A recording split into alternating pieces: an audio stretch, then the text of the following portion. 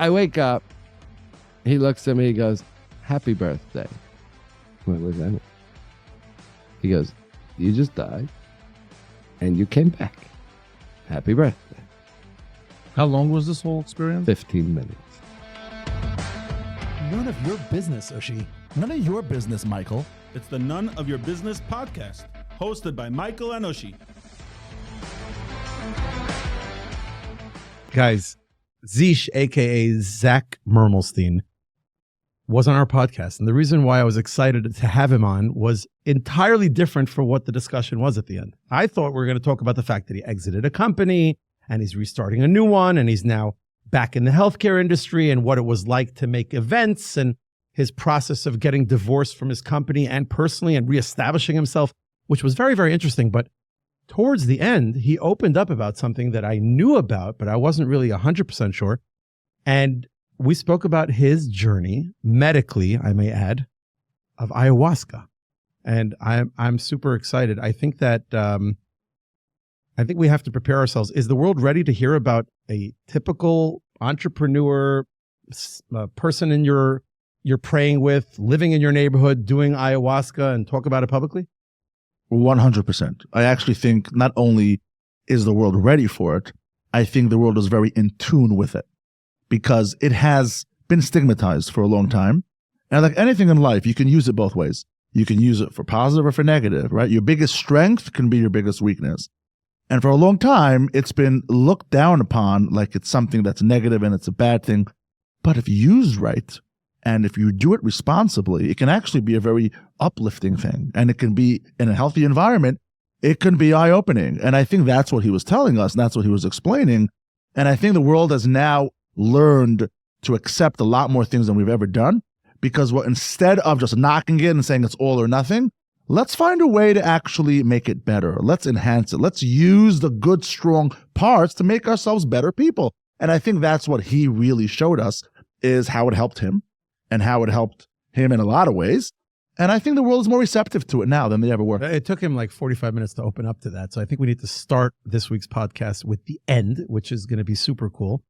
So let's jump right into it. But before we do, I just want to mention something, that doing something medicinally, did I say that right? I don't know, but it sounded good. When it comes to treating something like depression, anxiety, stress, or something in general, trauma, I'm going to advise everyone listening what I advise to myself, and I've taken upon myself years ago, is before you make life-changing decisions, seek advice of 3 mentors that you trust and speak to them about what you're about to do and make sure that it's right for you. Because anything that you ingest that affects your body and your mind and your soul and taps into your subconscious is scary. So with that being said, let's take it from there. And Ushy, I'm going to miss you. I'm going to Israel for the next few weeks, and it's going to be the holidays. We're not going to be putting out a podcast for a couple of weeks, but I'm going to be recording my entire journey in Israel, including the market, including the bunkers, including interviewing people. And we have a friendly competition going about you doing your own podcast and me doing my own, and that's exciting. So, by the way, if my podcast that I do alone does better than any podcast we've previously done, we're going to have a hard conversation. You know what? Ditto. We're going to have to really reevaluate what we're doing over here. For those of you who are just tuning into this and didn't see this on my status, Ushy and I are having a friendly, right? It's starting out as friendly. We'll see where it goes. We're having a friendly competition where, because I'm in Israel doing interviews on my own, Ushy felt it would be apropos for him to interview his besties who are interesting and to do it on his own, solo. So Ushy's going to be having a podcast with him and 2 very interesting guests that are his close confidant and friends. And I shall be doing the same. So wish us both luck on our competition and take a listen to our conversation with Zeesh. Welcome back, everybody, to another amazing episode of the None of Your Business podcast. Thank you again for the Prime Source community for helping us sponsor these podcasts so far. It's been an amazing journey so far, Ushy, wouldn't you say? I love it. Yeah, it's been great so far. Are you ready for this one, Ush? Yeah, I'm a little bit out of it this morning, And we'll get you into it. but I think slowly I will come to my. I think that the guest that we have today is gonna get you right into the right spirit of things. Please don't forget to like, subscribe, comment, follow, do all those amazing things. Give us your feedback, because it's with your feedback that we continue to grow. So we are joined with a very good friend, Zeesh Mermelstein. Zeesh, aka Zach. I remember you using the name Zach, right? Back in the day, yeah. It's been a while since I know you. I just want to mention that I'm honored to have you here, not only because you're another guest on the Ushy and Michael None of Your Business podcast, but also you are the first recommended guest to be on our podcast. Many people at the end of the show, we ask them to give us an idea who they would recommend. And we had Ushy Churns on our podcast. By the way, great episode we had with him. Did really, really well. People loved it. And he recommended you. And lo and behold, you said yes. And here you are today. So it's a real pleasure to have you here. Michael, Ushy, great being here. Keep spreading the light. Keep spreading the energy. And Ushy's podcast was great. I listened to it. So appreciate all of that. Ushy's a guy spreading the light, spreading the energy. So yeah, don't stop. Do you listen to all our podcasts so far? Bits and pieces of them for sure. Oh, so you haven't listened to everyone religiously? No, I can't say I had to. So you're not like a stalker fan of ours just yet? Not a groupie. Not a groupie. Not a groupie. Any constructive criticism for what you've heard so far? Tell us one really good thing that we're doing and one thing that we could be doing better. One thing I love that you guys changed up is that you're sitting in this seat now. That to me is really... Well, the jury is still out on that one. Let's just make a mental note for those who can't see us that Ushy has taken center stage. The mic is not good enough. He wants the center stage with the mic, and I gave it to him. Yeah, I was promoted, and Michael got demoted to the sides. But I'm actually realizing now that I'm sitting in this seat that seat might be actually a little better. You want to switch back? I'm ready. I'm ready. Let's go. It's greener. Over there, you The can grass see is always greener. Exactly. You don't realize how good you have it until you look at somebody else's shoes, you sit in their shoes, and you realize, you know what? I want my old life back. I don't know if I like this new life so much. We've been doing this thing called the lightning round, and I'd like to start off this podcast for the very first time with the lightning round because it'll give a flavor for where the discussion is going to head. All right, so you ready for that? I have a couple of questions. But we got to put a timer on because these lightning round questions have to be answered off the cuff. First thing that pops into your mind, it can't be you're thinking about it. So you get 60 seconds for the 10 questions. Okay. You get one, none of your business, one pass only. The other 9 you have to answer by contract that we have here before this podcast. You agreed. So we have to make sure that. Do I get like a call a friend? No phone of friends. No phone a friend. No phone of friends. You're going to have to do this. So I'm going to put the timer on, Michael. Okay. You ready? Let's go for it. Zeesh, what is the most expensive item that you ever bought just for yourself? Boat. What is your life motto in one sentence? You do you all the way. If you had to choose no more morning prayers versus no more psychedelics, which one would you choose? No more psychedelics. What's your business motto that guided you through this entire amazing career of yours? Think big, think bigger. What's the most uncomfortable part of running your company? Realizing that your entire payroll means not just another business expense, but there's families and children behind every paycheck. And when you need to make payroll, you need to know it's not just an expense that needs to be covered. What's more stressful, negotiating millions or throwing the perfect party? Throwing the perfect party, for sure. I've been at one of your perfect parties, and I have to say it was awesome. That's all I have for you for right now. That went okay. It went okay. She's not into this. He rather doesn't tell us anything about Zeesh. We learned nothing about him. The only thing I took out of this is that he has a boat, and I need to be better friends with him. That's about it. Why don't we talk about the ayahuasca? I feel like that's a perfect time now. You mentioned Kabbalah. Yeah. You mentioned to me that he's somebody who's very into it. Well, I don't think people in general know what it is. So I don't even know what it is. Right. So I'd love to learn about it because it sounds very trippy. It sounds amazing. I'm all for substances. I'm first in line, so I want to hear about it. For healthy, life-changing substances. Of course. Of course. What did you mean? No, I'm just making sure. What did you think? Other people may, if you're in a restaurant listening to you might. So tell us about this. What experience do you have in this field? What do you know about it? What have you done? What can you share? Let's get into it. Well, yeah, maybe you can explain it to us also in general what it is. So, the idea of As it relates to psychedelics? yeah, Yeah, the psychedelics, psychedelics that's and the your word. spiritual journey and where it started, how you got inspired. We're up to that point in your life, where the fish smelled so bad, you got rid of it. What happened then? How did you get inspired? How did you get involved in that part of your life? It really started, like we always say, nothing is by accident. Absolutely nothing. At the same time that I moved to Monsey, a gentleman by the name of Rav Dov Ber-Pinson also moved to Monsey from Brooklyn. COVID, I don't even know the reasons.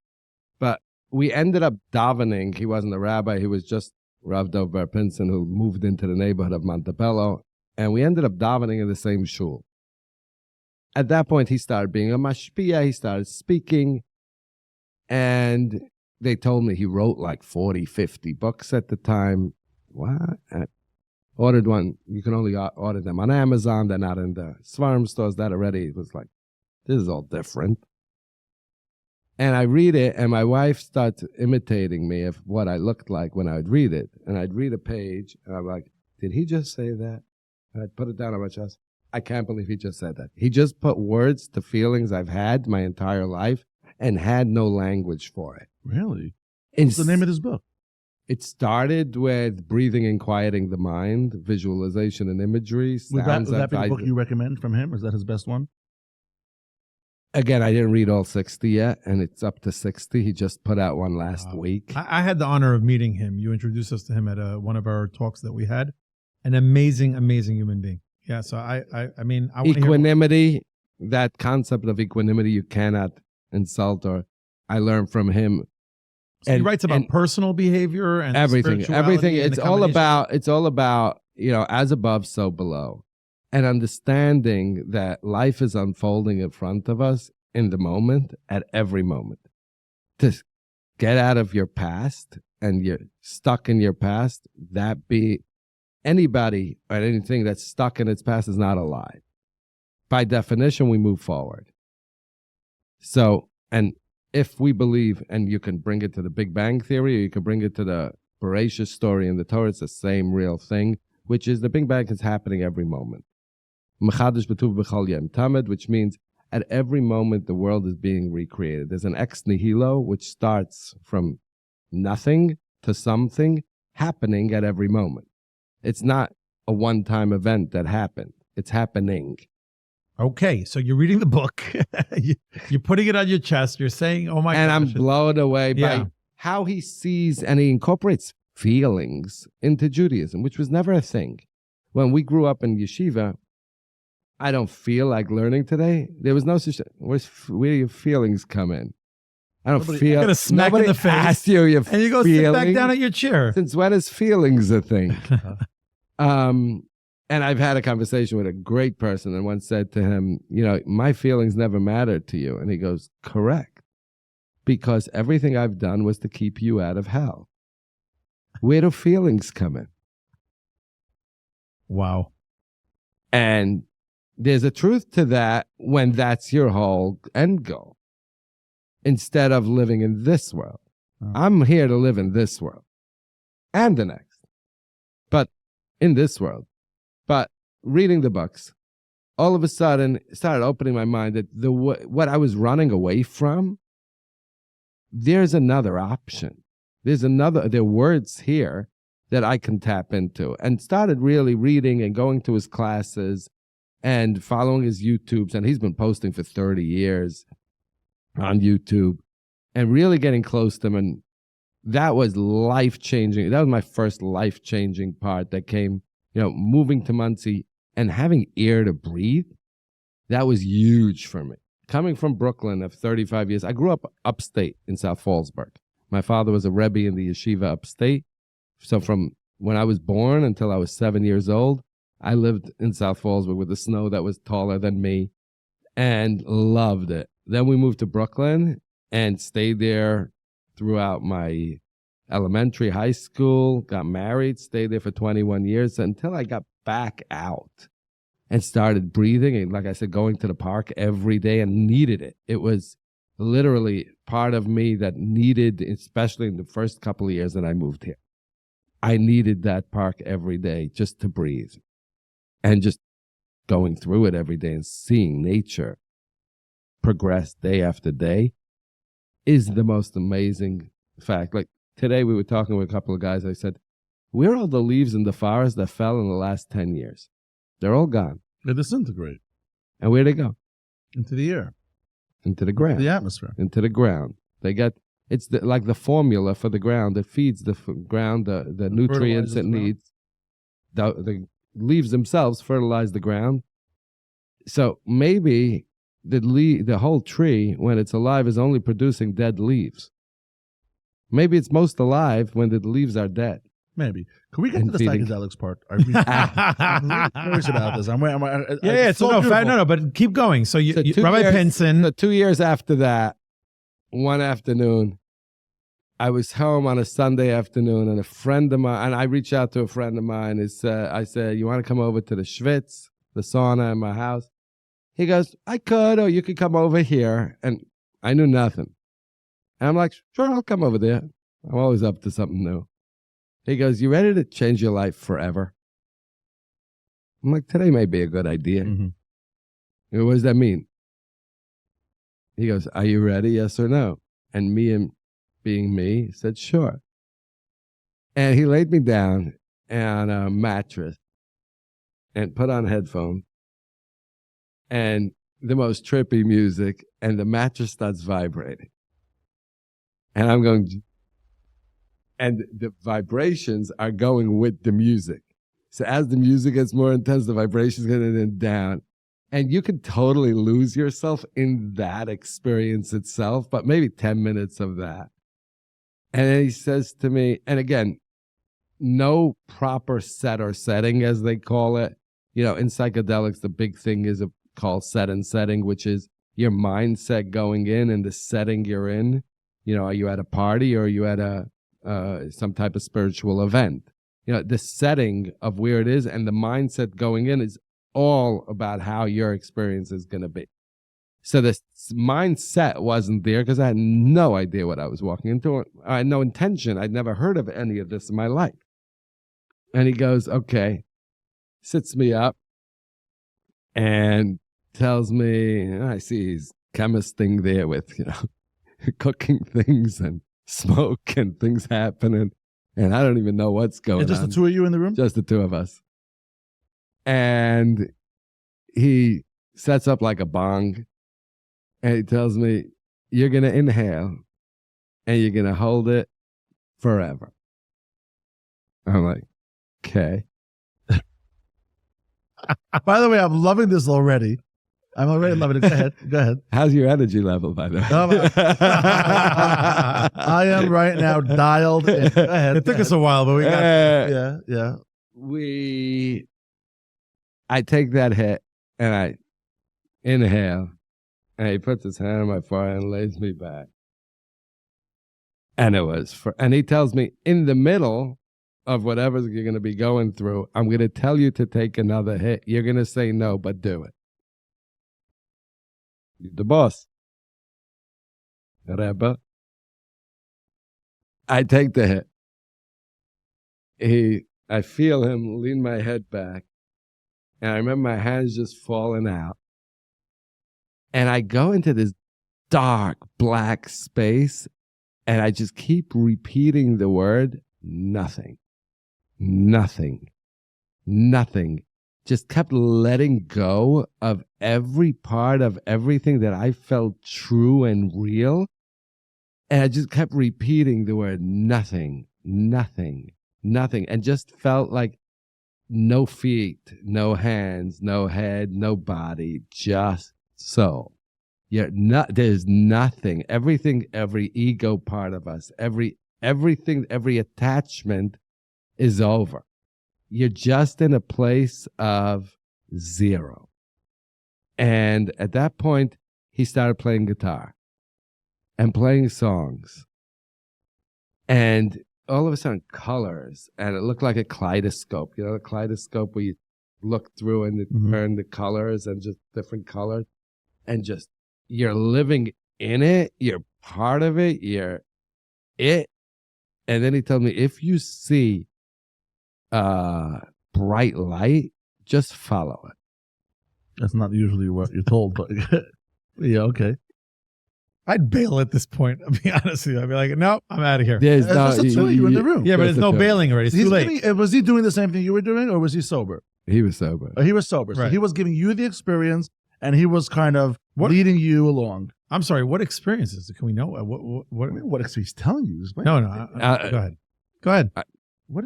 I don't know. No, he wants to know what it's called. Yeah. He wants to know the name. What did I name it. take? Yeah. What is it? Like, So I didn't know at the time. Right. Okay. I knew nothing. But no, you're, I'll but take you're it. listening. You're I'm following. going. Yeah. I'm already deep in. Right. And I'm seeing these colors and shapes and the most fascinating trip. Like, I came out of it 15 minutes later.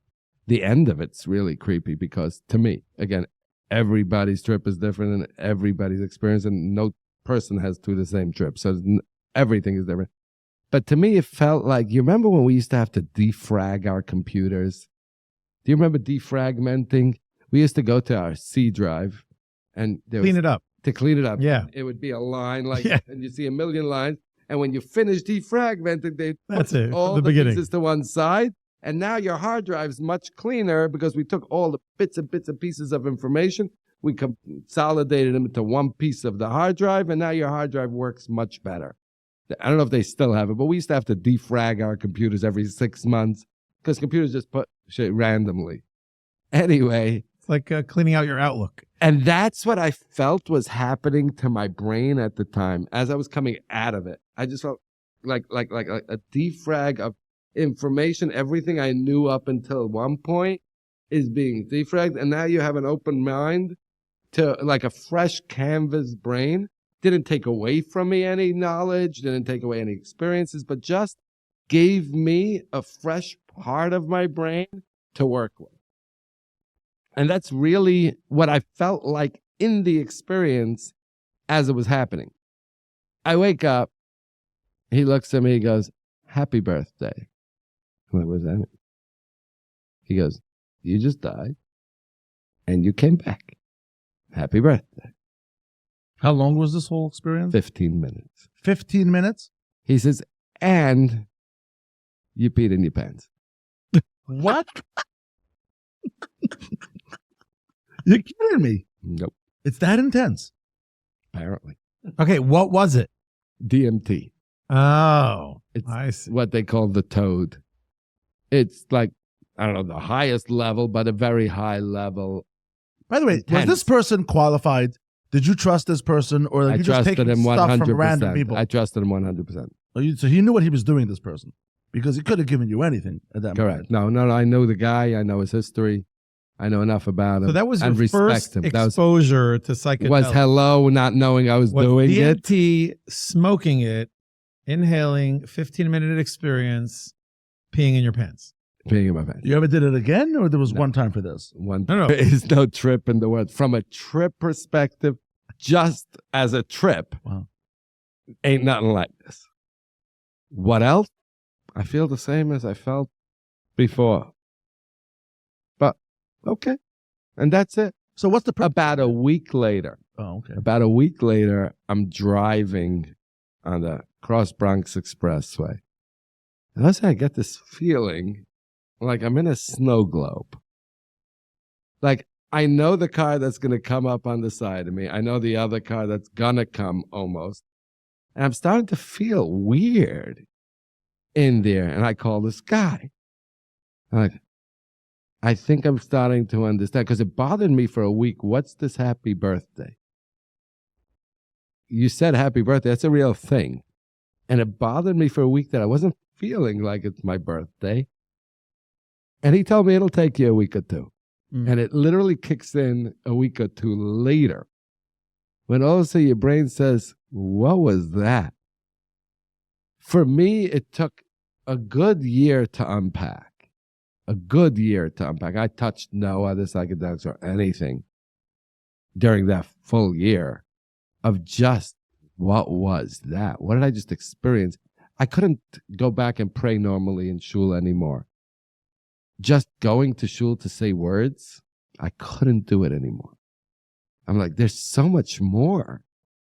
if there's a connection and if there's a way of letting go truly, and if prayer is what they say it is, which is letting go of my I and just connecting and having a real thing, then I can't just go words and leave. That's wasting my time. I'm not interested.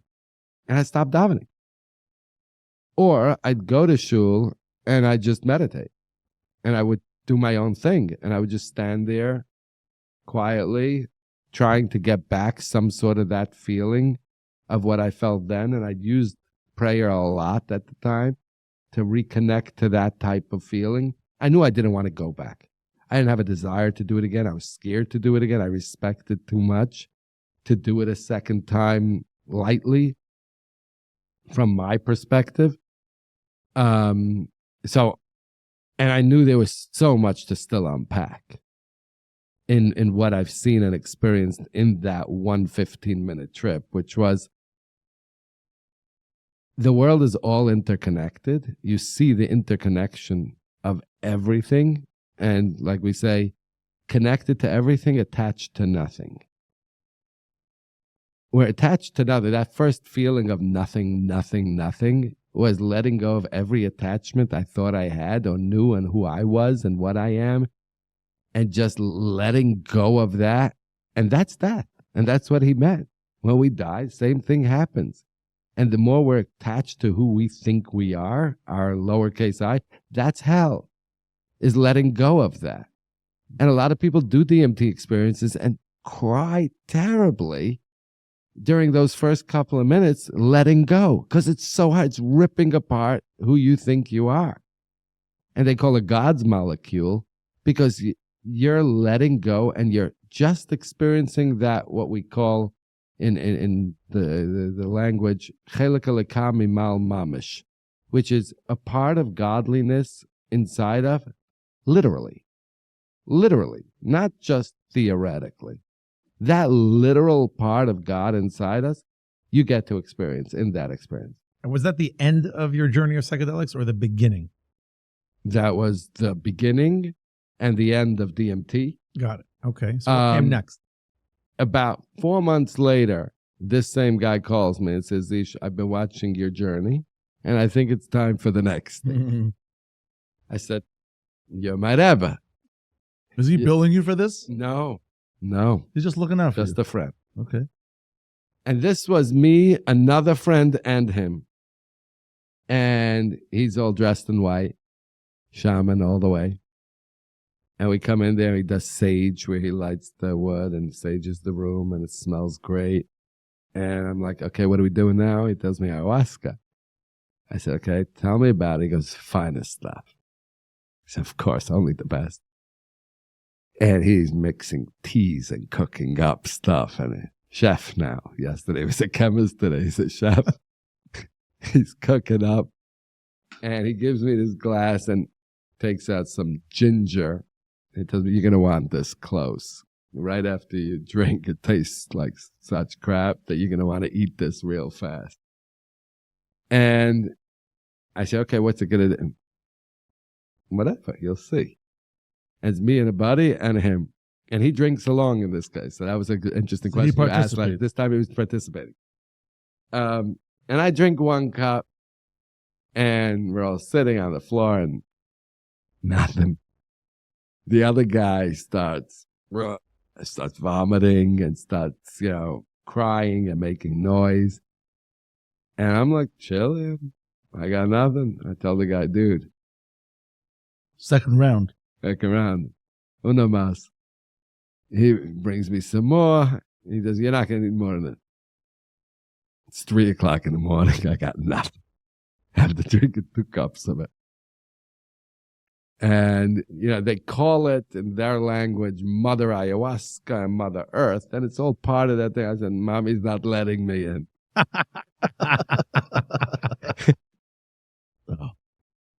And I take 1 hit.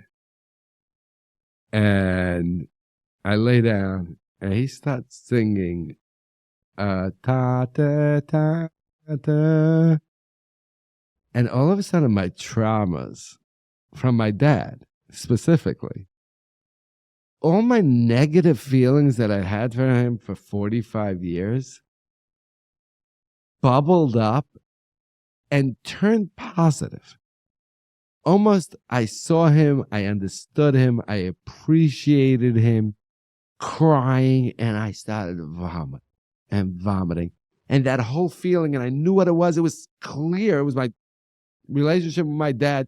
And if you would have asked me what was the thing in my gut bothering me all the years, I would have said it was my mom's relationship. Wow. And in that, but not in a negative way. It present itself as, dad screwed you. It was, he used every tool he had, and he was the best dad in the world. But what you were missing was his recognition and his love. My relationship with my dad after that quadrupled in such a real way. I understood him in another way. The rest of the night, I had a weird trip where I had this vision of, it was right when the Ukraine war started and they were talking nuclear. So I had this vision of the whole world, the first nuclear bomb going, and then it's just a reaction from there, where all the missiles are in the air at the same time. And then the whole world goes kaboom. And then I was just meeting all my friends in that realm. So that's where I was the rest of the night, just chilling in that realm. How long after was the work event for? How long did it take? So I'm telling you, for me, we started probably 10, 11 o'clock at night, but it didn't kick in for me till 3, 4 o'clock in the morning. And then by 7, 8 o'clock, I was home. So it's a whole night event. Generally. Right. Most people do it 2 or 3 nights in a row. When you Wow. go to the Amazon and you do it like they do it originally, it's usually a 2 or 3 night event where they serve multiple times. There's multiple people. Is it served. dangerous in any which way? I can't speak to that. I can't speak to the Has anybody had medical. very adverse effects when they've taken ayahuasca? When people go back for more and more, like anything else, like any other thing, if you take chemo and you don't need it, you're going to die from the chemo. And if you take a lot of chemo and you're going to die very fast from the chemo. Is chemo dangerous? Is chemo, it's like that. It's like any other drug that can be abused. So you're comparing ayahuasca to a medicine, right? Because I've heard Absolutely. Yeah. It's referred to as plant medicine. Yeah. And that's why when it's used in its correct form, it's the most healing. But I've seen so much abuse of it by the shamans, quote unquote, pushing it for financial agendas. So I have to ask, what led you then to wanting to do it? Meaning a person listening to this podcast and understanding that someone like you who had such an interesting journey that went and did ayahuasca, what are you telling them? Like when should you consider potentially? How do you know you're a candidate? Right, exactly. Or ayahuasca, or When you should should someone stay away. Right. When it's coming from a place of brokenness and you're looking to fill a void with any drug, stay away. If it's coming because I'm so at loss, I don't know what to do with myself, that's going to just draw you in and you'll be back for more and more and more because you're not really healing yourself. So what happened differently with you? When I was on that journey, doing my meditations, reading the books, connecting to it, Rapinson, before all of this, this gave me clarity and definitely jump-started and gave me, rocket boosters in that whole mindset. This was more supplemental for him. It was more supplemental, like you say, rocket boosters, but it wasn't something I needed or wanted. That night after that ayahuasca, I told my wife, I'm never doing that again. You did it once? One time. And you would never do it again? I would never say never, but I have no desire at this moment to do it again. I'm very... So it wasn't fun. It wasn't... Not at all. It wasn't memorable in a way that, wow, that was a good time. We had No. The first thing I would tell you was the best trip ever. And if there was one thing I would do... That. No, I'm scared of it. I respect it too much. I know what it's done for me with one. And it's really given me like that clean slate, to be able to listen and not try to fit everything I hear into those visions and feelings that I had growing up and judge every single thing that we hear. Does this fit into my little box or does it not fit into my box? So who do you recommend should be doing? Who's the perfect candidate for this? What stage of your life? At what point, if somebody who's very connected and somebody who feels very good about themselves, this could enhance them? Like, who is this for then? Who should be doing ayahuasca? Because I People- feel like there's a lot of generic people that are just doing this. I feel like they're doing it as an exercise or as like a hobby. They just want to have It a good should time. not be done recreationally. Not be done It recreationally. should not be done recreationally. It should be done by people who are searching for more and feel like they're stuck in any which way. Go to somebody that's good, that knows, that will follow up with you afterwards. Biggest problem is that people are serving all over town, whether it's Williamsburg, Monroe, Lakewood. They're being, they call it serving. In other drug language, they call it dealing. Here they call it serving. But there are people serving in every from community that we have now. Everywhere, including Israel. Everywhere it's being served to groups and groups of Hamisha Yeah. and of people every single week. Michael, we know someone. We know someone who does this, I think, once a quarter. They do it 4 or 5 times a year. They do this, and they do it with a big group of people. They do it with like 20 people in the room, and it's a 2-day event. It's not a night thing, just for one night. It's for 2 days, and they swear by it. They Oh, say I that- have to add, they're and- living a very healthy lifestyle. Right. And Exactly, and they're on a searching for more. constant Right. journey of. If yeah, you're right. searching for more in a Go back to truth, Ushy's question, because that's sort of what I was asking. Who's the right candidate for this? Matt? if you're in a place in your life where your cup is fairly full, meaning you're not out there, you can have your other vices. We all have our other vices to fill our other void. This is not a void filler. If you're looking to fill a void with this, stay away, because it'll just suck you in and you'll be there, and then you're just going to become a real weirdo because you go into this trip and you leave All this world. But if you're a healthy human being and you're searching for more and you feel like in your DNA you're somewhat stuck at a plateau where I can't see more than this, I can't see more than myself, I can't see more than my day-to-day, I can't see that there's a capital I, that when I do a mitzvah and I'm putting on tefillin, it's my lowercase on behalf of my capital. And understand that there is a capital, and that when we're doing things from spiritual practices, that it's on behalf of a greater cause. And I want to learn more about that. And I have a class that I go to that teaches me. And this is an add-on, like you were saying? Yes. But also helps you deal with trauma. Of course. Right. That's when it'll all come out. But if you're dealing from trauma to deal from trauma because you're as a therapist, I'm not qualified to talk which people that need therapy and which people it would benefit for. I don't know. It's a great background. I just finish up this part of your journey, if you don't mind, because you took it. It was an experience. You never did it again. What changed? Everything. My vision of allowing things to unfold and realizing that everything is perfect at every moment. And if I don't see it now, I will. That, like we said, connected to everything, attached to nothing. Tomorrow we can move away from each other because like the kaleidoscope, it always comes back. Those circles that spin, they disconnect for a period of time, but they come back. And that's really life, and really seeing the interconnectivity of everything was really mind-blowing for me. Those colors, those shapes, to me, were really the interconnectivity of everything, and seeing the perfectness of the Hashem Echad, of the one God in the world, and the unity of the one God, and seeing how the birds and the flowers are really one thing. Because without birds, you wouldn't have without bees, you wouldn't have flowers, and without flowers, you wouldn't have bees. And realizing that systems like that are really one. And you keep going wider and wider with that, there's no end. And that was the experience I experienced. That was the feeling I felt. And that's the experience I took out of it. Good for you. Good for you, Zeesh. It's beautiful. I think this really brings it all together. It explains a little bit now more, I have more clarity as to how you got here. And number one, you had a lot of experiences. I think that is very important. You can't learn from things if you don't have those moments. You've had those moments. And you also were strong enough to not let those moments shut you down. You actually built on them. You accepted them. And you took everything and connected it all. And you learned a lesson from it. And then you followed it and you actually did it. And you're executing on it. And you had a lot of people would be blind to it and they wouldn't be, and they'd be miserable about it. and they would complain about it, and then they would actually go into an escalation, into a darker hole, and go further and further. You're in a place where you can talk to other people about it and help them.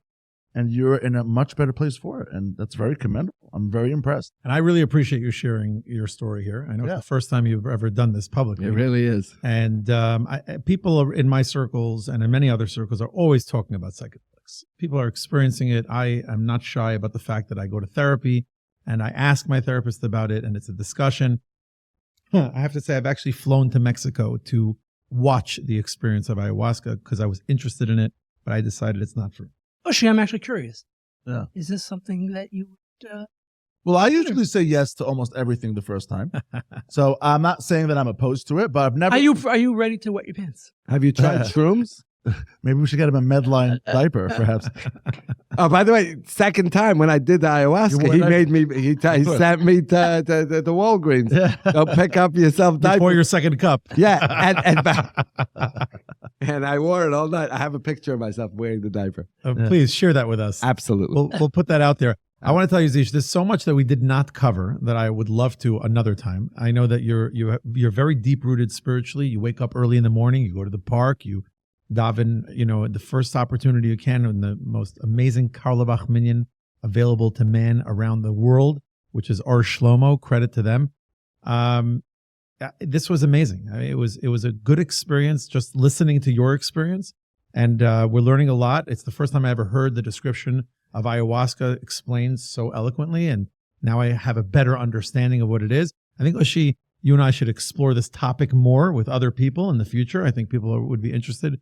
I know that I am. I saw how Stefan was looking and listening to the story. There's no camera on me, but my mouth was wide open. Just staring at these going, whoa. We didn't take ayahuasca today, but we experienced a little piece of it as you were describing it. It needs its own podcast out of respect for it. It needs its own conversation. I do want to mention it's not, we touched on it. I'm not professional. I don't give opinions. I do want to mention only that talk about my own experience. From that experience, I've been on the journey also for a while of spiritual growth, emotional growth, physical, mental, and all that. There are different levels. Just like you said, you've tried DMT. There's breathing exercises that you could do. Can I tell you about that? Please.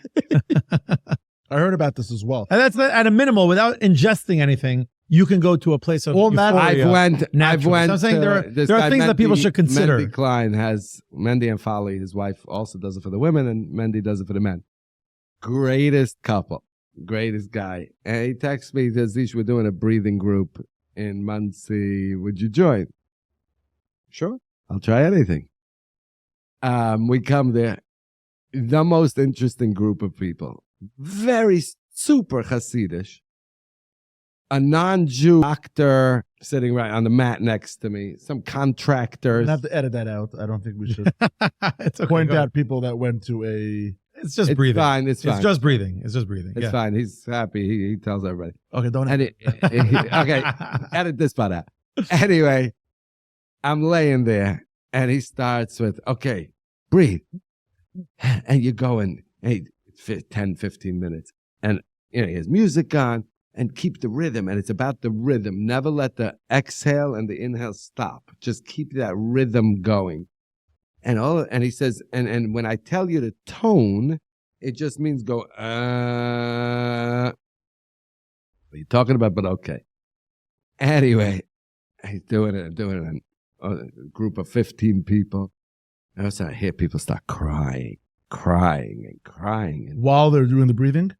And they're making noises, weird noise.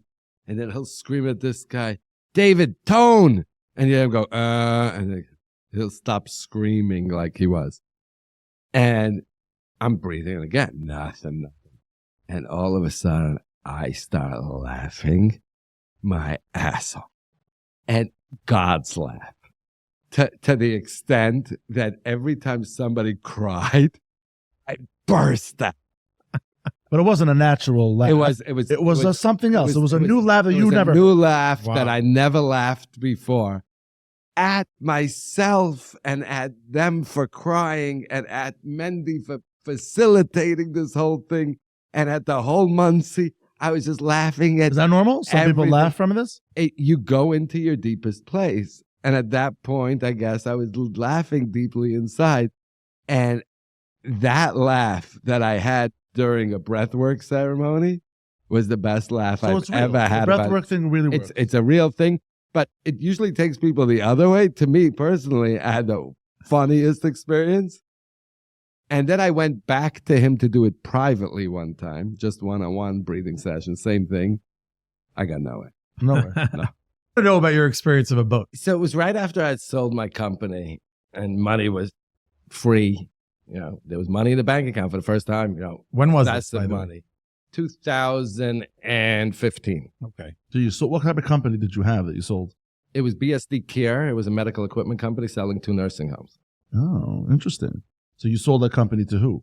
Twin Med, Oh, wow. California. Oh, so do they still have this company? Do they keep it active, or are they just like merge it in with Twin Med? They, over 4 or 5 years, they blended it in with another company that they purchased as well.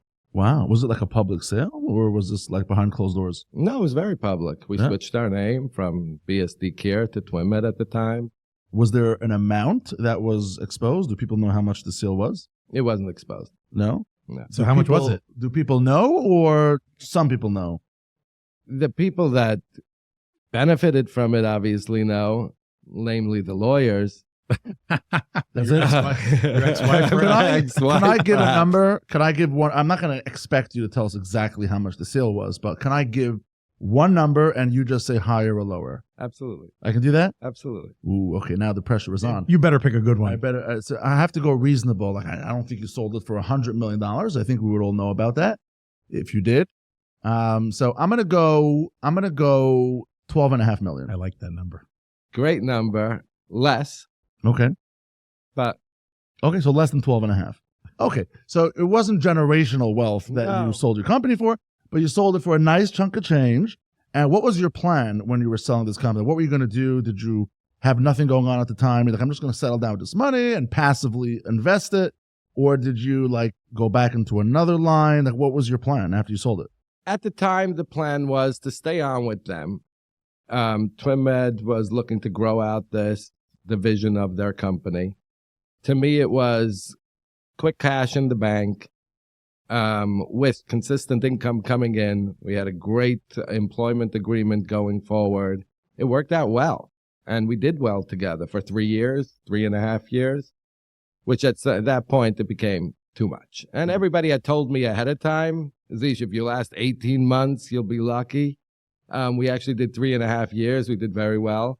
And Wow. Was it a one sum, like a lump sum that they paid you, or was it over time that they were still buying you out? it was split into payments. The initial 80% was lump sum. The last 20%, or don't quote me on the numbers, but it was 25 or 20%, was an earnout. Mm. So long as we hit specific numbers as we went over the next 18 months, I believe it was. Mm. And every 6 months, we got paid. You got that 80%. You first thing you did was buy a boat. I'm very curious. Pretty much. And a car. And a car. What did you get? Range Rover Sport SVR, red seat. Wow. Loved it, white. Wow. Very You important. bought it cash? You paid it out? Yeah, they didn't lease them. They didn't lose the They back only then. made 212 of them Oh, in the wow. world that year. So it was a limited edition. It was a limited edition. Zach Schwabel, best car dealer, his office was next door to mine at the time. He called me literally on a Friday afternoon. We had signed the docs on Friday morning. He called me Friday, Zeesh, I have this crazy car just came in. Yes. Were you actively looking to sell your company at the time, or did it fall in your lap like somebody approached you, thought about it? No, they approached us. We were not looking to sell at the time. We were actually cash flow positive. And if you'd asked me today, was it a mistake? Am I glad about My next it? question. Obviously. I don't regret anything in life. So I don't ever look back at anything and say, oh, not for X, Y, and Z, things would be different.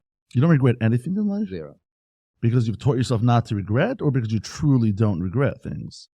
Because I truly don't regret every single thing that I've experienced as a negativity in my life, whatever it was. 99% of them by now, once you're 5 years removed from that, you say, oh God, thank God for that day. if not for that day. My worst day then was my best day, really, if I look at it. And then when you manage to pull that 5 years to 4 years, then to 3 years, then to 2 years, and realize you're going to say it in 5 years anyway. 99% of the things that happened, negative experiences in your life, you can look back to today and say, I experienced it as negative at the time. It was painful, not taken away from the pain at the time. Definitely painful. But today, thank God that happened, because where would I be today if not for that extremely painful, life-changing thing that shook my world and my very essence and my core. And at the time, I thought that was it. Looking back 5 years later, we say, thank God we were removed from that situation by force, kicking and screaming generally, but thank God. So when you can move that 5 years and keep moving it closer to the now and saying, so if I'm experiencing pain now, and I know in 5 years I'm going to say, this was a great day. If I can say it now, that's taking every experience and turning it into the positive. Yeah, that's not easy to do, but I certainly hear what you're saying. And I think it's a great way to look at things. A really good way to look at things. I find it's the first thought in the morning, the first initial thought, the Maidani before Negel Vasser. That first thought in the morning. You watch Negel Vasser every morning? Next to your bed? No, not yet. No. Not yet. Did you ever do that at any point in your life? Yeah, sure. When you were 13 years old? When I was 13 years old, and my yarmulke would fall. Do people in general do that today?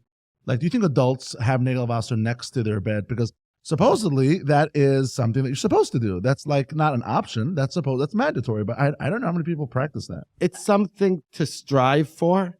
It's something that you'd want to do. It doesn't mean you have to do it today. I mean, it's something you're bringing it up, so it's obviously a thing in your mind.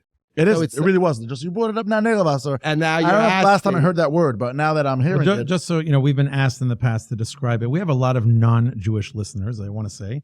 Yeah. And people have asked us to describe, when we say something Jewish, to describe what it is. So what you guys are discussing is when you wake up in the morning, it's important to rid yourself of that bad spiritual omen, perhaps is the easiest bad juju. Bad juju. When you Thanks, sleep, is a small part of you is truly dead, right? And that's impure. Okay. Like a dead body is an impure thing, right? So when you sleep, they say you're 1/6 of being dead.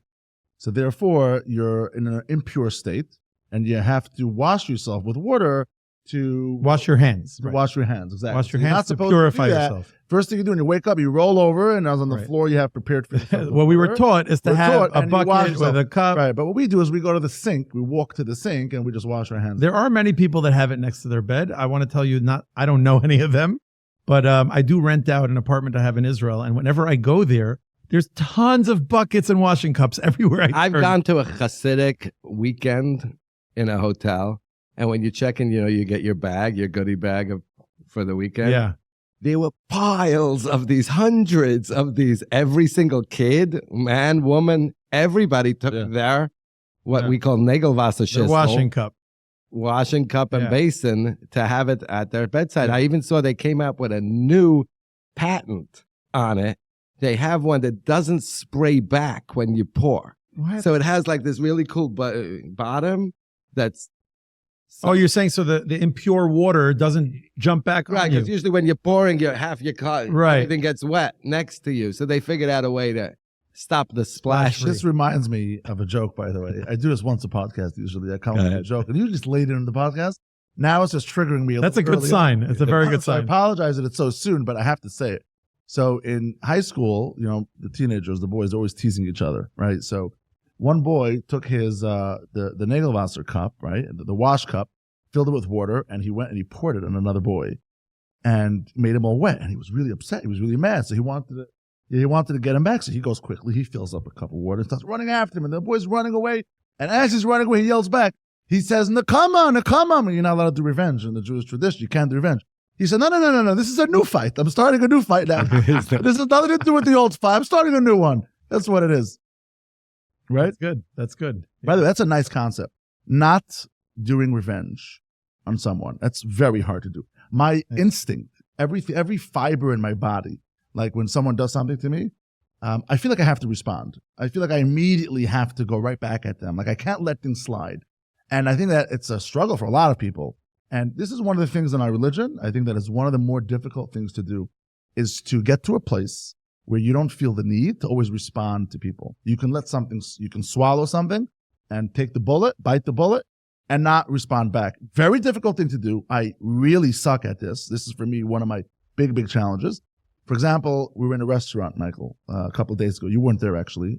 We had a company meeting there. And we were at a table, and we were like 6 or 7 people. And we were being a little bit rowdy, but not disrespectfully rowdy. We were just having a good time, talking amongst each other. And somebody walked over to our table and asked us if we can quiet down and said, "You're disturbing my meal. Ooh. Can you please take the..." Michael, we've had that more than Ooh. Take down the tone. Love to see his response. we've had them. Now, it happens to be, we were just finishing up. We were literally ready to leave anyway. In a minute or two, we were leaving. So, but I was burning inside. I was like, who does this guy think he is? How dare him coming over to me in a restaurant, in a public place where this is not a library. This is what it's for. It's for people to come together, eat good food, and talk and have a good time. And he's coming to me to tell me to be quiet. Who is it? And I immediately thought, like, how am I going to respond to this? And I said, you know what? I actually didn't respond at all. I said, okay, no problem. Yeah, we're actually leaving in a couple of minutes. And that was that. But when I walked out of the restaurant, I turned to Ushy and I said, I really want to go back inside. I really want to go tell him something. I really want to go understand, like, where he was coming from. Like, what did you mean? I wanted to do that. Did you? I didn't. All right, can we make believe I'm that person? Because I want to defend that person. You want to defend that person? Of course. I want to ask one question, by the way. A couple of months ago, there was an influencer who was in a restaurant, and there was an couple there, had a baby. It was like 9:30, 10 o'clock. And this couple doesn't have babies, trying to enjoy dinner. And this couple that brought the baby, he's just wailing. Just can't stop crying. The other couple got up and said, "What are you doing? We're trying to eat here. Why'd you bring your baby? Couldn't you just leave the baby at home?" I'm just curious, what have you done, Ushy? Well, it depends. If you're going to a high-end restaurant, like a resort By the way, car, this was a high-end restaurant. it was a high-end restaurant, This wasn't like And you going bring to Country a- Castle. This was going to, you bring a baby? yeah. You bring That's it. frowned upon. It's not proper etiquette to bring a baby to a high-end restaurant. Okay, But- so you were that baby wailing. No, but this wasn't that kind of restaurant. This was a cafe. This was not a high-end restaurant. It was a small, we were in Al Dila. Okay, we were in Al Dila. So in Al Dila, it's a smaller room, so everybody can hear Not everybody. a cafe. It's a cafe. It's a little bit of a higher end It's cafe. a little bit of a higher Okay, end it's cafe. okay. Aren't all cafes like a little bit high-end Because dairy it's restaurant? dairy That's what a cafe is? doesn't make it a cafe. I mean, it's a look, restaurant. by the way, they would be I very think hurt. regardless, if you were in a Starbucks, you'd also be expected to be quiet. So regardless, at the end of the day, if you want to make noise, go to a private room. They don't have private rooms. So then don't go to that restaurant or just don't scream.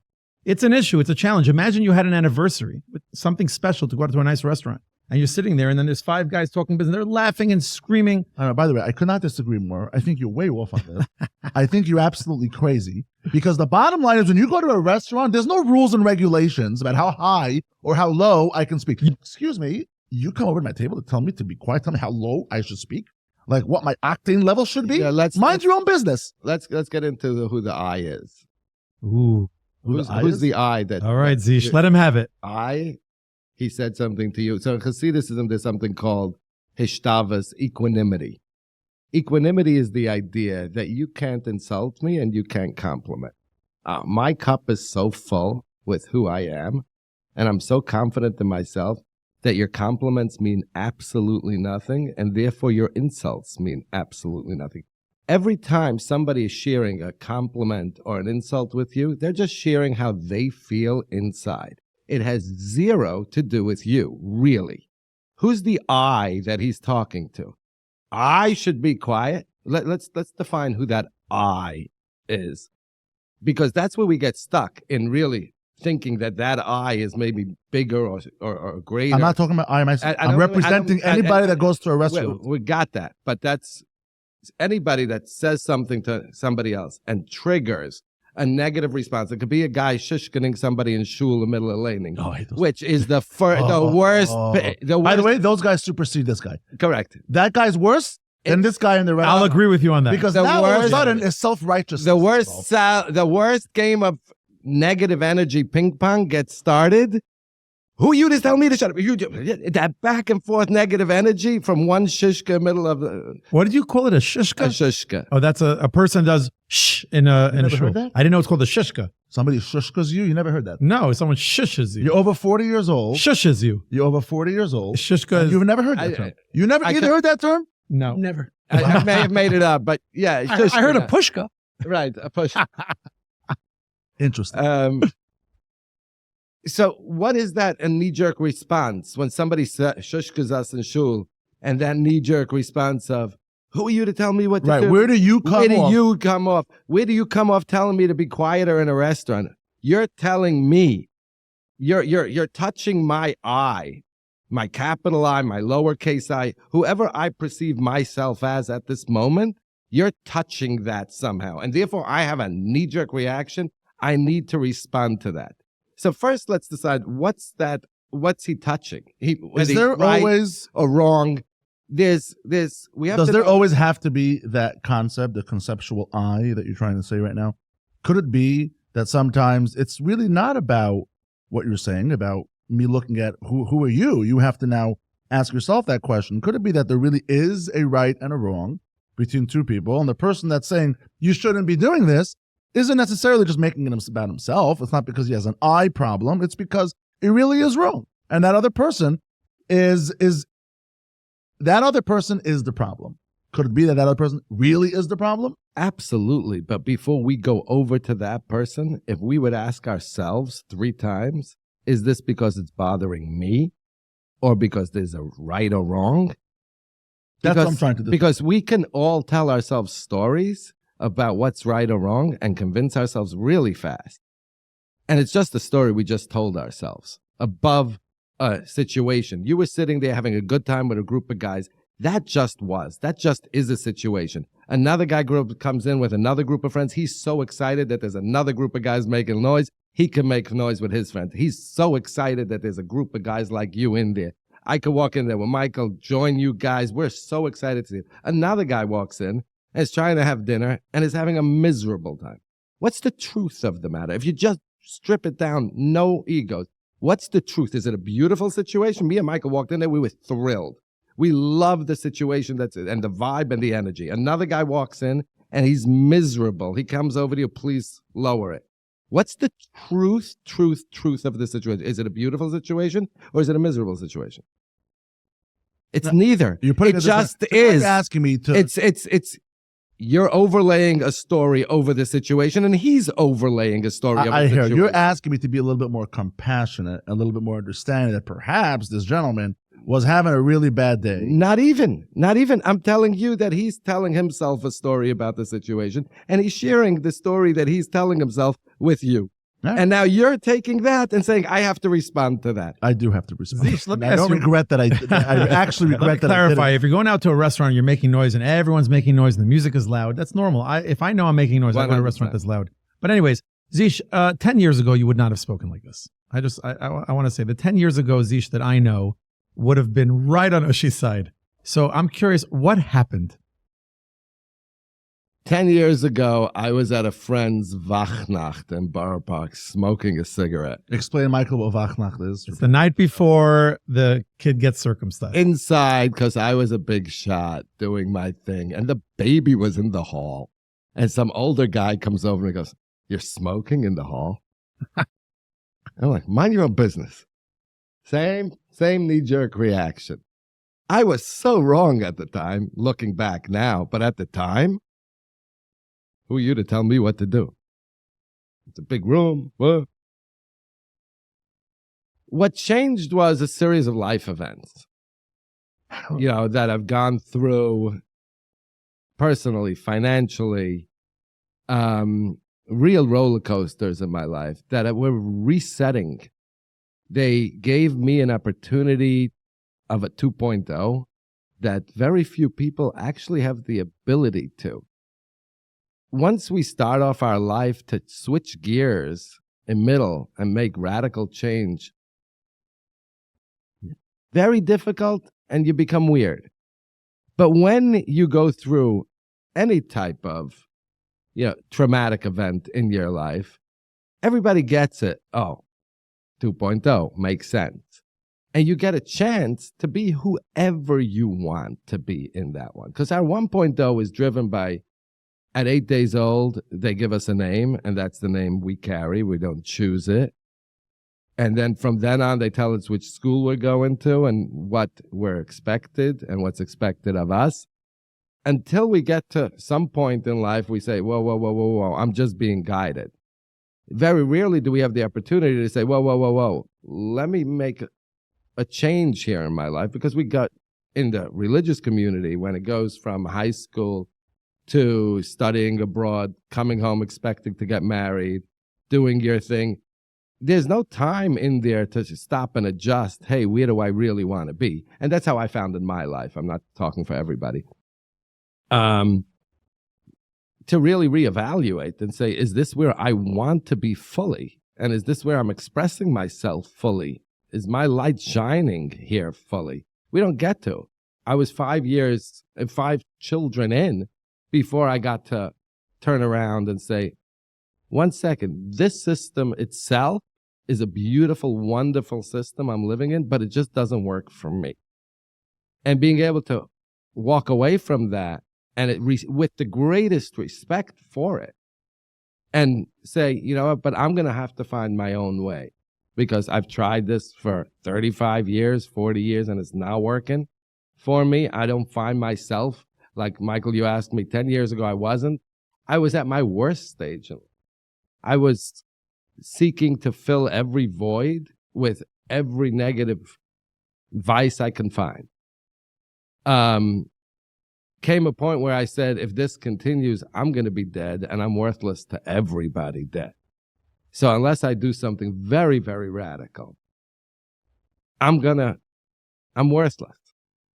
At that point is when I moved out of Brooklyn, moved on from my previous marriage. I can say today, it's 5 years later, without 1 minute of drama, Baruch Hashem, learning a bris, for those that care. But in the Ivy League schools, in the system that they're in. Yeah. Doing phenomenally well in that. We can talk about that part of my life, but generally when those types of things happen, at that same exact time when I've made that very, very difficult decision, at that point to make that change, tremendous business. It was a few years after I had sold my business. I was doing well at the time. I walked away from my marriage with my hands up and just said, keep everything. I'm just going to excuse myself. You left her everything? Everything. So the cash, the house, whatever assets you had, all of it? All of anything other than the actual equities in the businesses I owned, everything else. I have to tell you, I've been involved in people that have been getting divorced, and I've asked people to speak to you. And I've heard you say this in the past, and I'm proud to call you a friend and say the following comment, that when men and women go through the challenge of a divorce, and a lot of it has to do with money, your philosophy that I've heard you say is give. Just give, and move on, and you'll get back what's meant for if you want to keep your ex miserable, stay married. Yeah, it's much cheaper. That's a great line. By the way, that's why he had very little drama, is because of that approach. Of course. That's the reason why he had. And I've heard you tell this to people, and I've seen people not listen to you and create tremendous drama where the kids get affected by it. It's impossible. If your ex is happy, your children are happy, you're happy. Your ex is miserable, your children are miserable, you're miserable. It's every single time. You'll never see that train late. Wow. Ever. Did you, when you decided, you and your ex-wife, that you were getting divorced, were you both on the same page about that? Like you knew it was time, Not or was it fully. one more than the other? Not fully. She wasn't fully on board like I was at the time. However, we've been to multiple therapists, and so you tried. It was time. You put the effort in to try to keep 21 years. And then did you tell your children one by one? Did you bring them all into a room at the same time? How did you deliver the message? So I had decided that I was going to move out of the house after Pesach. So I had gotten an apartment in Flatbush, a couple of blocks away from them. I had rented an apartment. I had gotten the furniture, pictures, hung them on the wall of all my kids. showed them the apartment, brought each one of them to the apartment beforehand. And as a family with my ex, we all went to Orlando for Pesach. All of them knowing that when we come home, Tati's not coming home. He's going to move into what we call the Dira. And Tati's going to move to the Dira, and everybody else is going to move home. But this is our Pesach together. So like a final it was a family outing. Final outing. And it was the most beautiful Yantav. And everybody knew. It wasn't a sad environment? It wasn't. It was actually a very positive environment. We had all the meals, the Sadarim, everything together. And everybody knew that when we come home, Tati's going to the Dira. How old was your oldest at the time? 20. Oh, old. So they knew exactly what was going on. Yeah. And how old was your youngest? 5. Okay. And then you had 4 in between? 3 in between. 3 in between. Wow. So in hindsight, just goes back to what you said in the very beginning, not having regrets, is that everything, including the negative things that happened in your life, is a part of who you've become. It's all a cultivation of ending up where you are today. These were all stepping stones to where you ended up landing. So that's why you don't have regrets. But it's hard to imagine a thing like this, which must have been so difficult for you at the time. Getting divorced is always challenging. But when you have kids, then 5 kids is a lot of kids. And it's got to be really tough. It's got to be so tough. And Zeesh, you're one of the most positive people I know in general. Like, I don't even know the side of your story. I'm learning about this now, and I'm very intrigued and I have a lot more questions. And you're very open about it, which is amazing. But you are, in general, somebody who smiles a lot. You laugh a lot. You always have a joke to say to everyone. And you have a lot of pain in your past. You have a lot, and you've overcome it. I'm very impressed. I'm really impressed with you. And I'd love to take a page out of your book. I'd love to really get in sync with whatever it is that you're doing. And other people should as well. Other people should take away from this. You're a guy you've had struggles. You've had real struggles. Let's move past the divorce for a second. I want to get back to it soon, but the divorce was one real painful part for you in your past. What else? What's another thing that was very hard for you? We can get into the history of how it started, but Fresh Fish Distribution Company. I rented a warehouse that was an old mechanic's garage, redid it, created prep rooms and walk-in freezers and walk-in refrigerators. Bought trucks, leased machines, wrapping machines. And I found 2 guys, one from 2 different companies, put them together. So you guys have been doing this for 20 years each. You guys want to do this together? Sure, let's do this. They started off with $4 million in sales. They each had millions of their connections. And it was great. It was first week I'm in there.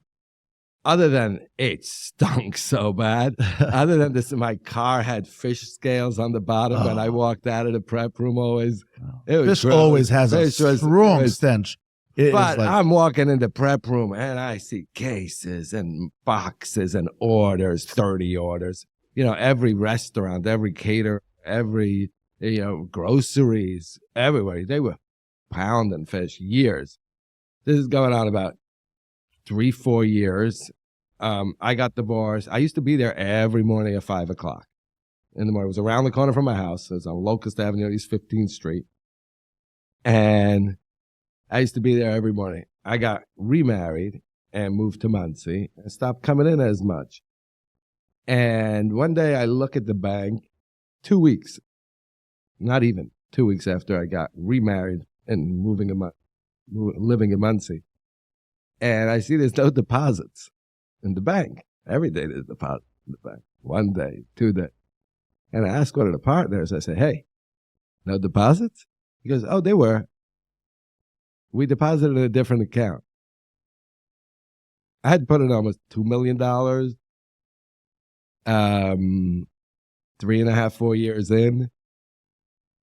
Yeah. Read to my lawyer. Stop it. Over the phone? Read to my lawyer? And then Speak I showed to my up lawyer. there, and I'm like, everything's in my name. Like the lease is in my name, and what's going on here? Zeesh, we don't need you anymore. You're out. I was 60% owner. I gave them each 20% at the time. And you're out. And if you want, here's my lawyer. I call my lawyer and I'm like, what's going on? We go to a conference with their lawyer, and my lawyer walks out and says, Zeesh, what's the minimum you would take to walk away from this whole thing? That's a buyout. I'm like, you're fired. Right. I don't know you. That, as my lawyer, that's the question you have for me? I said, we're not fighting. We're not going to kill them. We're not going to destroy them. You're already settling the first meeting? You're asking me in my first question? He goes, we can go the other way. But Zeesh, I'm asking you a question. And I had one friend, and I literally fired him at the time, and I walked away, and I said, I'm going to go get myself another attorney. This makes no sense. Me?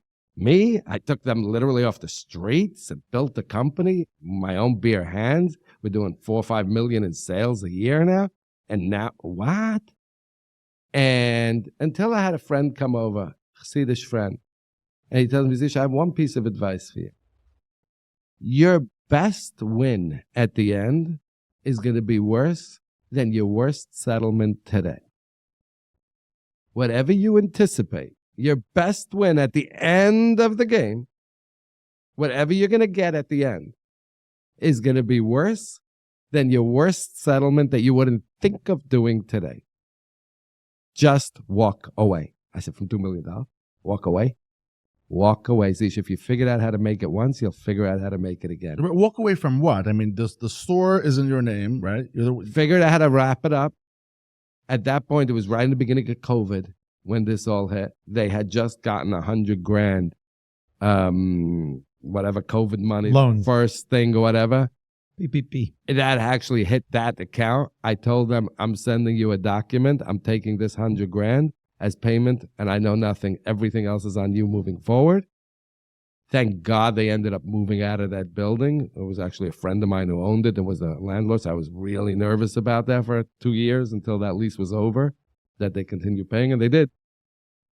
So I haven't heard a lot of, backlash from that company after I walked away. Thank God, because that was really what I was most nervous about. I still get calls every time the trucks are in an accident because Are they still in business, this company? I believe so. Now, let me ask you something. Do you think it had something to do with the fact that you moved to Muncie and you didn't have your finger on the pulse? I mean, you could have caught something like this was brewing perhaps a little earlier if you were there in person a lot more. 100%. It was because of the distance, right? And they knew they could. Yeah. And they knew I wasn't in a position at that mode to fight them. I wasn't going to court. I just finished my divorce a couple of months earlier. I wasn't starting that whole game over. Right. They knew they had me where they wanted me. Yeah. Michael, we know someone, we have a mutual friend who had a business that he started, 100% started the business. No one debates that. And he brought in a few other people to help him manage and operate the company. And this is going on for many years. They were getting along. This person that started the company, our friend, owned the majority of the company. And the other individuals had, similar to your situation, they had a smaller piece in the company. And after a certain amount of years, they basically came to our friend and they strong-armed them. And they said, look, we get it. It's your company. You invested all the money in the beginning. And however, at this junction, we don't need you anymore. So what we could do is we could walk away and start our own company, the same as this company, start our own company. They already knew the clients a lot better. They had the relationships because they were operating the business for a while, right? Now, this person didn't see it coming. He didn't see it. He got hit like a freight truck. He got hit with this. And you know what he did? He actually caved, and he ended up giving them more percent in the company. He diluted himself to basically nothing. And for that price, they kept him on. They said, all right, we're okay with you making still a sliver, even though, we're going to continue to run the company. And that's what happened. Now, what I told this person was, I said, what your mistake was that you thought that this was going to last forever, this arrangement, where you are a majority owner in this company and they're doing all the work. I get it. You started it. You put your blood, sweat, and tears into it for many, many years. That's all very nice. But people forget those things. It's all about what have you done for me lately, not what have you done for me 10 years ago. They're coming into work every day. They're running the business. There's going to be a time you should have seen this coming, that eventually they're not going to like this arrangement anymore. And they're going to, circumstances change and they want to change it. And he actually has no regrets. He said, no. I said, I think what they did was disgusting. And I would never change it. I would never offer them anything more. I don't know about that. I disagree. I think you should have given them give them more percentage. So this way you could keep a lot more than you ended up keeping. And maybe that would have been more palatable for them. They wouldn't have taken you all the way down to the number you ended up getting down to if you would have done it, right? So that's kind of where my head was at. So interesting, because now that I've just done a round of VC funding, the most fascinating part that I find is that most astute investors want to make sure that the highest caliber employees are properly incentivized and own equity.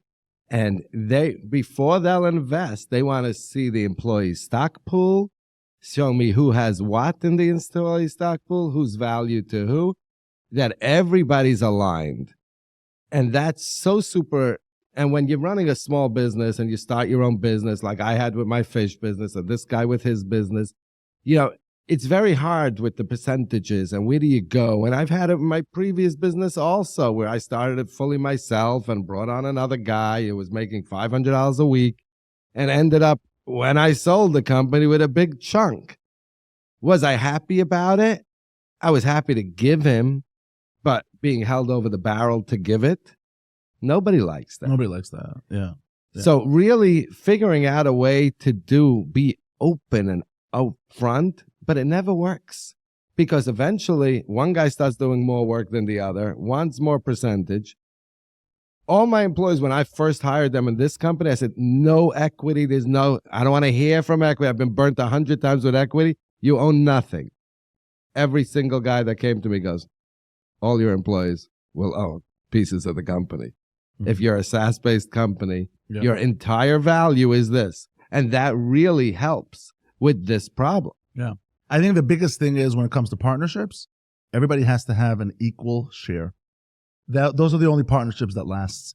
The ones where one partner has 1%, another partner has another, it starts now going into a battle of who's doing more work. Should I be getting more percent? And but can you always do that? You can't do an equal share. You can do then you don't do a partnership. No, you can do a fair share. I'm a big fan of partnerships. Then you don't do a partnership. Someone starts the company. The guy that started the company and brings on the partners. I think the guy, the one who put, let's say, the original blood, sweat, and tears, would get like a very small difference, but possibly, yeah, sure, that can work. Those are outliers. When someone starts a company but when it starts getting the gap, starts getting a little far. One person owns 80, one person owns 10, one person owns 10. Those are always going to be tricky situations. Something is it's just not going to end well. Partnerships are tough enough as is. Partnerships are so difficult. Two people having to get along, and there's money involved. I mean, money is the thing that really gets between families. It gets between friendships. It gets between the strongest relationships. Divorce usually the number one reason comes from financial distress. Financial distress is usually the cause of it all. I mean, countries that aren't prospering struggle when they don't have money in the bank. It's a big problem. So that's already enough of an issue. You're going to add to it now by bringing feelings into the equation. That's another thing. I'm making 20, he's making 30. I think I do more than him. I think my value is more than that person making 30. And suddenly you become, animosity starts playing a role. And when there's toxicity in your partnerships and people feel like that, oh my God, that's the end all be all. There's nothing to go from here. You cut it off at the end. There's no worse feeling than walking into your office and your energy dropping instantly because a partner of yours is just there. Mm-hmm. Yep. There's no worse feeling in the world. I will tell you guys, I have a lot of experience with this. Employees have something that they have annual reviews. And I believe and I suggest all partners in every facet in life should have the same thing. They should have business partnership reviews. How's it going? Are we doing our fair share? And is everybody happy? In marriage too? In marriage, it should be a daily thing. But we're not going accountability for the husband and wife. It's Did you take out the garbage on Wednesday? Figure out who's doing what around here. Yeah. Whose checkbook is owned by who? Right? Exactly. Zeesh, you went from healthcare to fish, and now you're back in healthcare. One of the things that we started doing on the None of Your Business podcast, by the way, is that every month we feature a healthcare guest, and that goes out in our newsletter, and we promote it. You're our featured monthly healthcare person. So I do want to talk about that for a minute, because you went from healthcare to fish. And I know there was a journey to get you back into healthcare, but what are you doing now? And tell us a little bit about that VC that you just mentioned real quick. Like, what are you raising? What's going on? How does that world look? Because software and SaaS and development and technology is a huge discussion in every business today. So can you give us the 60-second version? Fine, 90 seconds. Thank you. Ushy, you're going to love this one. So in early 2020, when right before COVID hit, there was this Medicare program that came out called Remote Patient Monitoring, RPM. RPM. A friend of ours reached out to me and said, "Hey, Zeesh, I know you know medical equipment. Can you find me a cellular connected glucometer?" Sure. At that point, I was doing nothing. It was right after the fish thing. I started doing some homework. I find out. You're still getting, I'm sorry to detract for just 1 second. After this whole thing happened with the fish and all that, I know you're always an early riser. When you were doing nothing that you just mentioned before you started this, were you still getting up every day at 5 o'clock in the morning and doing your routine, or did it start affecting other things in the day? No, I wasn't doing that at that point at all. At that point, I was getting up probably about 7-ish, but spending a lot of time in the park every day. Oh, like you would go to the park Every that's where you would single hang out? day. Every day. That was my place. Oh, And then Michael opened so his sad. place in Pomona during the height of COVID. which place? The PPE house. Oh, over there. Yeah. You remember that? Yes. Zeesh hung out I there. mean, that place would lift anybody's spirits. Correct. Yeah. All right, go ahead. Sorry. Yeah. RPM. RPM at They that asked you about the point, equipment, a I glucometer that did- connects through cellular. I did some homework, found a company. I'm not going to mention the name right now because to the end of the story. Found a company, big company, this brings in cellular. The guy there teaches me all about RPM and tells me this is what's going on. This is why he's asking for it. And he goes, and I bring in these devices, and my biggest investor also happened to own 500 nursing homes. So, Zeesh, you're the perfect guy to go put these devices in these nursing homes and find the patients that are eligible for it and get paid. And I'm like, I got nothing right now. Thank you, Hashem. This is beyond a gift. I love traveling. I love healthcare. I love nursing homes. I love medical equipment. This is everything. And it became a huge project. They gave me 60 buildings in Texas. Go find the 25 diabetics in each building, give them their own glucometer, label it, put it into PCC, which is the point-click care, the software in the facilities, connect it, and go from one building to the next building and to the building. And they were paying me $30 a month for every active device that I activate. So I just had to deliver it, set it up, do the thing. So I would travel hours through Texas. You know, you'd get into the car and say, next stop, 3 hours and 48 minutes. And you're like, okay. And then you look at your list, 2 glucometers to deliver. Oh. But okay, it's part of the whole thing. We're going to do it. It all adds up. It all adds up. And 2 years, I traveled around Texas delivering these and setting up and managing and watching them. And then realized there was no software for me to see what's going on. Which devices are being used today, which are not being used today. The manufacturer themselves had no software for it. And I had no way. And all of a sudden, I delivered 2,500 devices, and there's no way of managing it. I had spreadsheets and Google Sheets and people in the Philippines trying to manage and call the buildings. Disaster. And I called the manufacturer, dude, we need a software to manage this. Yeah, it's not in our roadmap. I ran to the Philippines, not physically. Had somebody recommend me somebody in the Philippines. I said, I need a software to run my business I got going on. I'm getting paid $30 a device. I got 2,000 devices out there. We're just getting started. Then they were just putting in blood pressure devices, which was going to be the other 80% of the building. You know, it was going to triple my business right now. I need a software to run this all. They started building a software just to run this business. After about 6-7 months, and just as about when the software that I just built to manage this was just about functional, I said, this whole thing ain't going to work. 1 device per patient in a nursing home, impossible. The admissions, the discharge, the moving, the transfers, I'm out. They ended up suing me, that company, for $200,000 for leaving the middle. I said, there's no way of managing this. You're not going to be happy. You're just shipping devices because you think you're getting paid. You're not going to get paid. And it ended up collapsing miserably with a lawsuit. And here I have a software now for a company that's dead being sued. And at that point, I said, I can give up. And I said, you know what? Let me go to some other people that I know were trying to do something within this line and show them what I built and ask them, hey, would this make your life easier? Just the software. Take it. Pay me for it. And I went to two very large companies that were doing it, each that service over 1,000 facilities each. And they both go, heck yeah, we love it.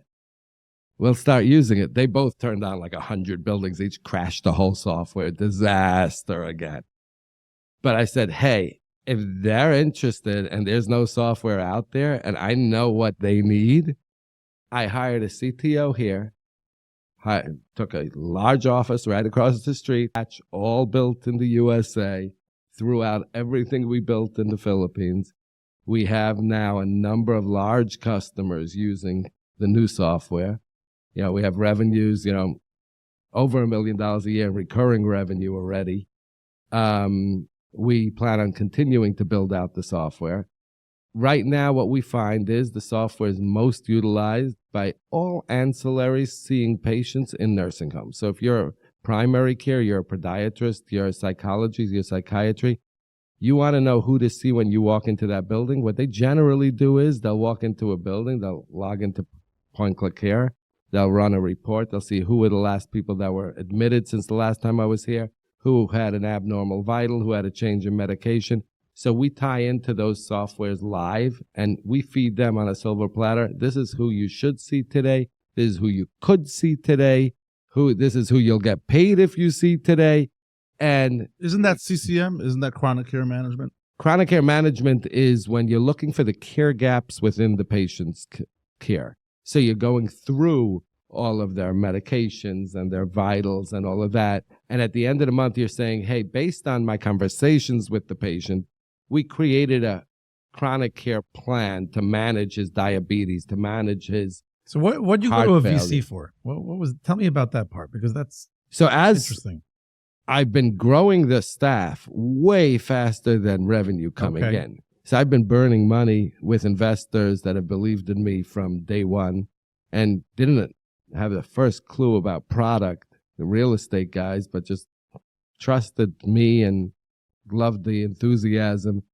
And from $100,000 loan from a friend of mine that I brought to a meeting and didn't like the meeting, and I brought him, I said, you know, this guy wants to be my partner. He wants to give me $500,000. He wants to take half the business.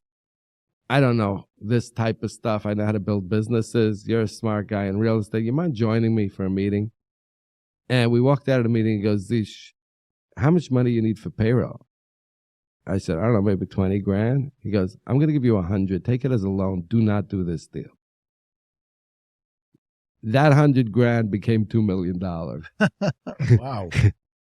And with a smile every time. Wow. With a smile So every he really time. believes in this project. And, you know, we got to a point where he said, you know, I could keep funding it. And they were fine funding it. Two friends, it became one other. His partner joined him. But let's bring in somebody that knows how to take what you built to the next level. So we interviewed probably 20 to 30 VCs, venture capital groups that come in and say, we could take this company, we love it, and we're going to bring you all this value, and we're going to take X amount of your business, and we're going to take X amount of this.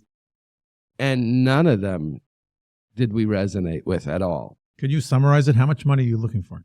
Like when you're going to a VC? We were looking right now for anywhere between 1.5 and 2 million.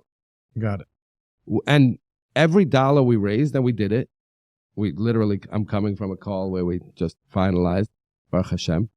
Thank you, Hashem. I'm so grateful. Where every single dollar came from a strategic. Meaning we only took money from people that could actually bring value to the company. Yeah. Not dumb money. Not $1 of dumb money.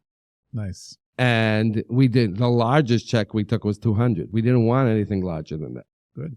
And we down to 25,000 people that have great connections, great, you know, ancillary businesses that say, I want in. So that's where we're at. I know. Zeesh, this has to work, Zeesh. You got a lot on the line over here. There's a lot of the lot. Yeah, I mean, this is I'm very And I'm open about it because I want everybody rooting with me. by the way, And I'm thank you. 100%. We're your fans. I bless you know. for cash and I bless you for flow. Amen. Thank you. I love Listen to the people that are listening. I want people to understand what it takes to really make it big. There is so much that goes behind the scenes. There's so many sleepless nights. Right. There's so much aggravation. Where's that one? There's so much paranoia, stress, not knowing what's going to be.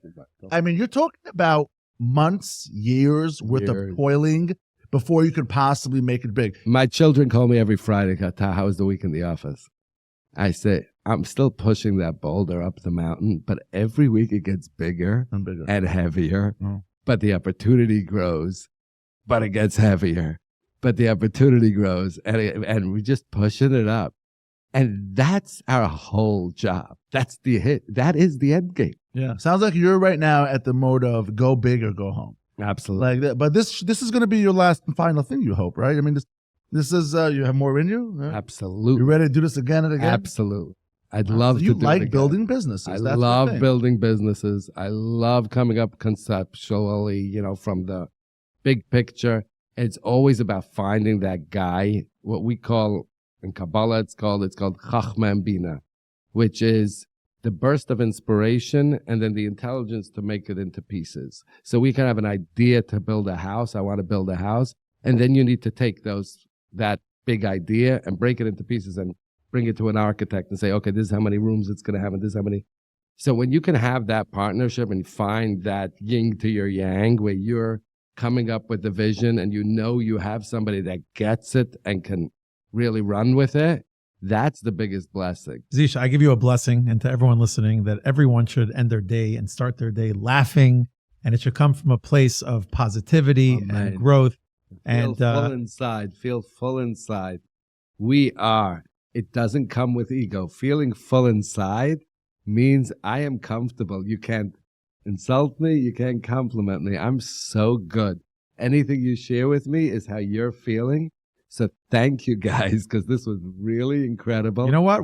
I think we're going to end with that. A final, message from our guest, a heartfelt, good message. I like that, Zeesh. And thank you. I'm feeling full inside also by having this conversation. And Ushy, great job. Great job at that seat, being by at the that way. seat over there. Very nice. You piloted the ship very well, Ushy. Please don't forget to like, subscribe, and I want to try that seat.